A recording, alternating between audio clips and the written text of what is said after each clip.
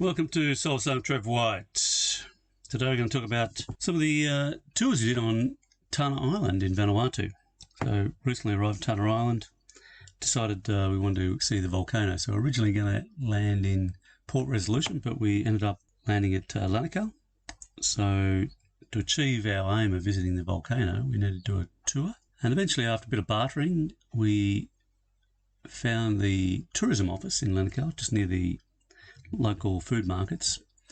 Actually offered a pretty good deal. So Emil, one of the crew members, a bit of a wheeler and dealer, decided to negotiate and got it down to 5,000 Vanuatu per person to do a full day tour, which included custom village, visit to the hot springs near the John From village, lunch at the Port Resolution beach, and then back to Mount Yazur volcano and volcanic centre for the viewing of the volcano at night. So it was a full day tour. It was pretty good, and the price was reasonable, so we decided to go for it. I was quite impressed when the vehicle turned up. We had a chap by the name of Tito. He had a 75 series dual cab Land Cruiser in mint condition. It's quite a comfortable vehicle. It was rigged out with a cage on the rear, so those people who wanted to stand up in the rear and get windswept in their hair, because something you can't do in the Western world, you can't stand in the back of a ute anymore. It's frowned upon. All the woke lefty weirdos don't like people having fun. So here in Vanuatu, you can still stand in the back of the ute. You can fall out. No one is going to give a shit. Problem belonging to you. So yeah, most of the crew wanted to stand in the back. I personally like a nice comfortable seat, but each to their own. But before we decided to leave, I decided I needed to get some fuel, and since we had a car, it was better to lug the jerry cans around in that. So got Tito to find us a service station, which turned out to be a small grass shack with a couple of 44s next to it, and a lady topped up our jerry cans, which is pretty cool. And then we headed off on our tour, so we took the jerry cans with us. Our first event for the day was a custom village, which is an authentic Vanuatu village, where people dress in the traditional garb, and you get to see how they lived. And I'm sure there's some odd cons, but they tend to be hidden out of way. So it was really interesting. It was good to see things like fire lighting and how they kept the animals, cooking places, sleeping places. They had a traditional carver demonstration, gardens. I mean, gardens are a big part of life in all the islands, and particularly here in Vanuatu. If you don't have a garden, you will probably starve to death. And you also need pigs if you're in the mountains, or fish if you're in the ocean, or a combination thereof. So yeah, that was good. And then that tour finished with a traditional custom dance where the local villagers performed their traditional dances for us. It wasn't an evening dance, it was a day dance, and they're doing it because we were paying to be there, but it was still interesting to see. It was interesting to see what they did and how they did it, and that was finished with an opportunity to buy some souvenirs made by the villagers. But overall, very friendly people. It was a great little tour. From there we hopped in the truck and we headed off again. So a lot of the roads in Tanna are actually quite passable in an average family car, but where we were going, as we would find out, was anything but average. As you get closer to the volcano, you tend to get volcanic sands, and in our case we had a couple of river crossings, and you got really deep sandy terrain. It was pretty bloody rough. The roads were washed out as you got closer towards the volcano. So anything other than a decent four-wheel drive was going to be a difficult journey, and given that we had a 75 series, it managed to breeze through all of these problems without any dramas at all. And Tito was obviously the tourism office approved guy. He was not very talkative, but he was good driver, a good vehicle. He wasn't racing around like some of the younger guys tend to drive a bit fast and a bit reckless, whereas he was nice and relaxed. He's a bit older guy. I like that.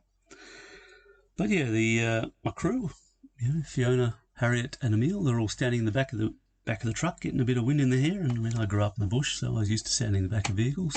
But after the custom village, we were taken down to John From village, which is a cult movement which has been in the islands for many, many years. And they believe that Prophet John From will come back and be their saviour. Not sure when, but one day. And near there was a hot spring. So it's a river which is actually running hot. It would have been at least 70 metres wide. And the whole river is anywhere between, I would say, 50 to 60 degrees and about 30 degrees. So, and it enters the ocean where we were. So we went down and had a bit of a swim and a wash. and the surf wasn't far, so I didn't have to swim in the surf. But yeah, there's a massive undercurrent on the surf there, which is exhilarating. But yeah, it was good just to go back and have a wash and a warm bath, and then we jumped back in the truck again. And that was getting towards about, I suppose, 10:30, 11 o'clock. And we went down to Port Resolution. It's one of the things I wanted to see since I hadn't managed to sail in there. And it's a very beautiful, picturesque place, beautiful place. So we went in there and we went to the beach. So on the east coast, there's a beach. Stopped there, had a bit of lunch. We'd taken some fruit with us for lunch, and went for a bit of a swim down there.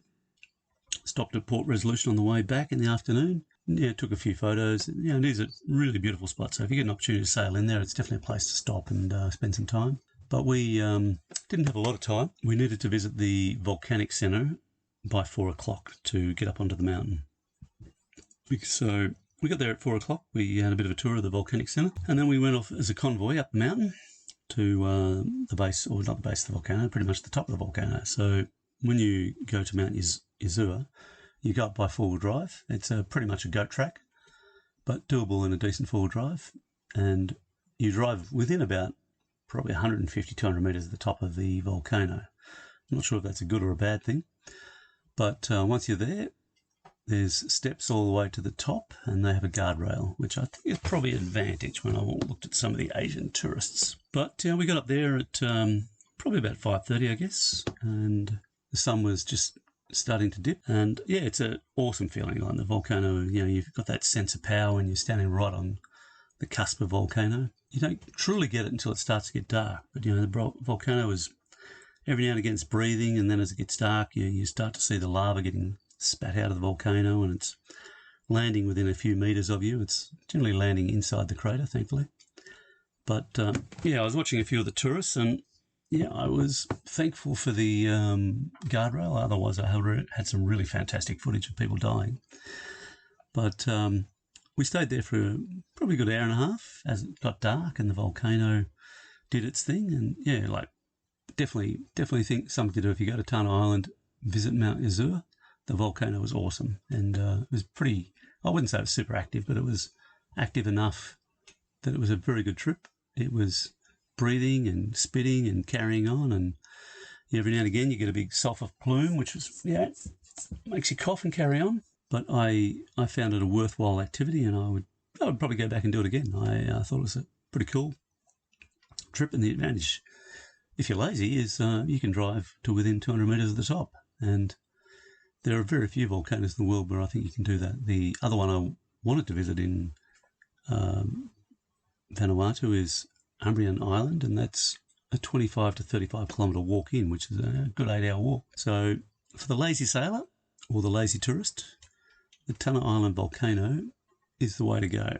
Four-wheel drive to the top. I'm surprised they don't have stands selling beer and popcorn, but give them time. And you get in there, you can see a volcano firsthand, you get amazing footage.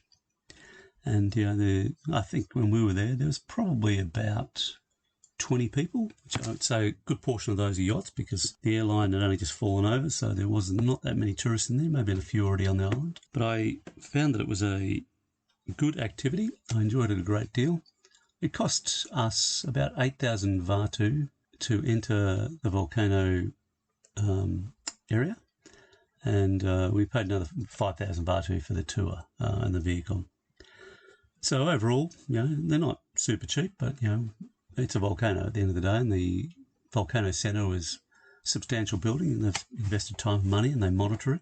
So they don't let you up there in certain conditions, which I think is a good idea. But once we'd seen that, we jumped back in the truck, and then we headed back to Lanaka. And again, if you went down there without local knowledge at night, it's just driving across volcanic sands, river crossings, you got reasonable forward drive.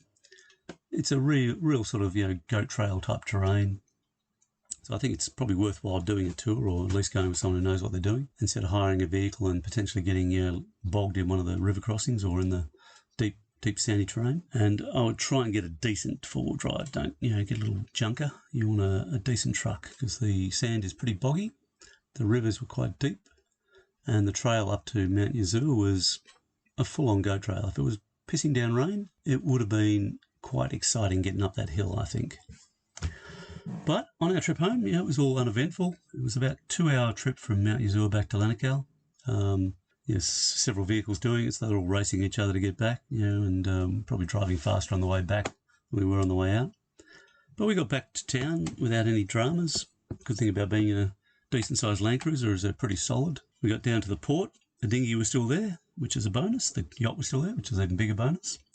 And then we just thanked our driver and headed back out to the boat to get some bit of dinner and a bit of sleep.